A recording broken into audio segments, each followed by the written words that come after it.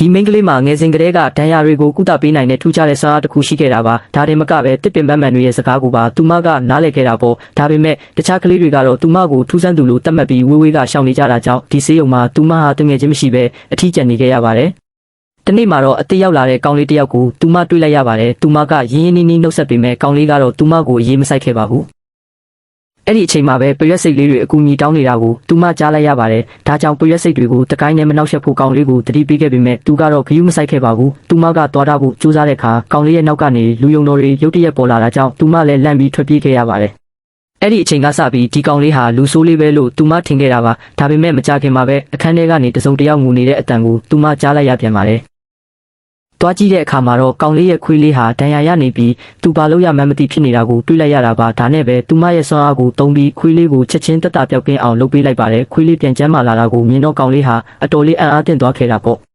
အဲ့ဒီနောက်ပိုင်းမှာတော့သူတို့နှစ်ယောက်ဟာအရင်နှီးဆုံးတငယ်ချင်းတွေဖြစ်သွားကြပါတယ်ဒီနေ့မှာတော့ကောင်လေးရဲ့ဆန္ဒကိုသူမကမေးခဲ့ပါတယ်သူကတော့ပြန်ပြီးလမ်းလျှောက်ချင်တယ်လို့ဖြေခဲ့တာပေါ့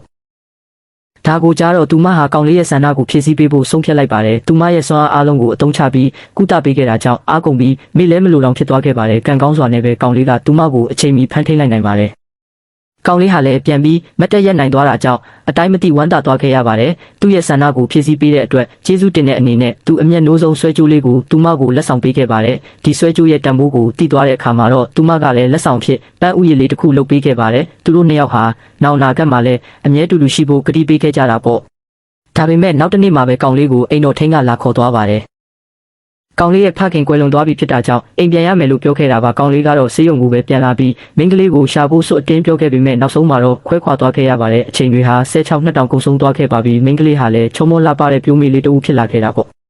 ဒါပေမဲ့သူမရဲ့မိဘတွေကတော့သူမကိုမချစ်ကြတဲ့အပြင်သူမရဲ့ညီမလေးကိုစားတထေးတစ်ယောက်နဲ့အတင်းအဓမ္မလက်ထပ်ခိုင်းခဲ့ပါတယ်ဒါနဲ့ပဲသူမဟာအဲ့ဒီတထေးကြီးရဲ့အိမ်ကိုရောက်သွားခဲ့ပါတယ်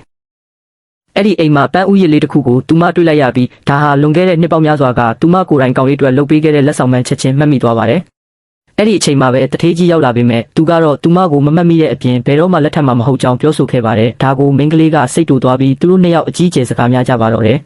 ။အဲ့ဒီအချိန်မှာပဲတထေးကြီးရဲ့အမေရောက်လာပြီးအဖွားတတိလစ်သွားပြီလို့ပြောလိုက်တာကြောင့်အားလုံးအဖွားစီကိုအမြန်ပြေးသွားခဲ့ကြပါတယ်။အဖွားဖြစ်သူကတော့သူမရဲ့နောက်ဆုံးဆန္ဒဟာမြေဖြစ်သူလက်ထက်တာကိုမြင်ကျင်တာဖြစ်တယ်လို့ပြောခဲ့ပါတယ်အဖွားကသူမအပေါ်ကောင်းမွန်စွာဆက်ဆံတာကြောင့်သူမရဲ့ကုသနိုင်စွမ်းအားနဲ့အဖွားကိုကူညီဖို့ဆုံးဖြတ်လိုက်ပါတယ်အဲ့ဒီညမှာပဲသူမဟာအဖွားရဲ့အခန်းထဲကိုသွားပြီးကုသပေးဖို့ကြိုးစားနေတော့တထေးကြီးကဒါကိုအကုန်လုံးမြင်သွားခဲ့ပါတော့တယ်ဒီစကားအန်တင်းကိုမင်းဘယ်လိုထင်လဲမင်းသာဆိုရင်ဘယ်လိုလုပ်မလဲကွန်မန့်မှာပြောခဲ့ပါဒီလို movie recap တွေထပ်ကြည့်ချင်ရင် like and follow လုပ်ပြီးမင်းရဲ့တငယ်ချင်းကို share ပေးလိုက်ပါ